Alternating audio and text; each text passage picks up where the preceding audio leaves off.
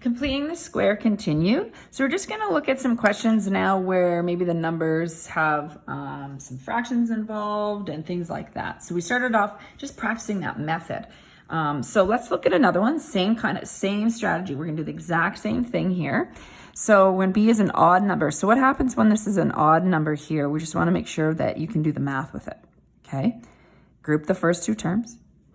Y equals x squared plus 5x plus blank minus 3. So I set it up the same as always. Now, remember to find this. It's b over 2 squared.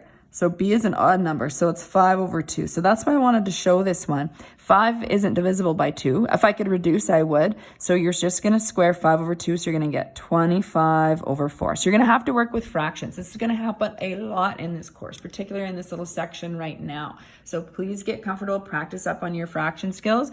You are not allowed to use a calculator for this. You're not allowed to put them in decimals. We want exact values. Okay.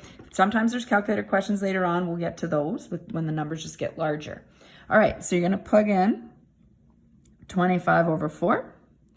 Then you're going to subtract 25 over 4.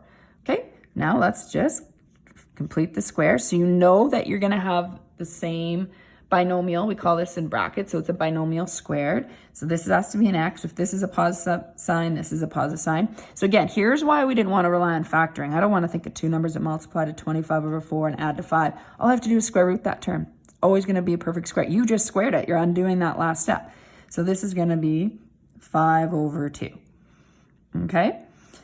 So now we just need to subtract this. You might want to visualize that as a fraction. You need a common denominator. Don't go and do everything on the side. Don't just write it here and miss that. You'll get a notation error. Either write out the whole sentence or do it on scrap paper. Don't do too much on scrap paper though, because then I won't be able to find any errors if you make that. All right, so you want a common denominator to be 4. So if you times this by 4, you times this by 4. You don't have to show that. If you do show it, you have to show that you're doing it in the numerator and denominator. I just visualize, well, if I times that by 4, 3 times 4 is 12. So I write it out here. So again, have a good look at how I'm showing the work. I write out this full sentence. I write out this full sentence. I don't just have this disappear and do this because I didn't need to change anything here. You've got to write it all out. All right, now, again, nothing changes here. Don't forget the squared. Negative 12 minus 25 is negative 37 over 4. Leave it as an improper fraction, meaning a larger number over a smaller number. That's perfectly fine, just as valuable. If I was going to graph it, then I'd maybe put it as a mixed fraction just to visualize that point, but I'm not asking you to graph this one.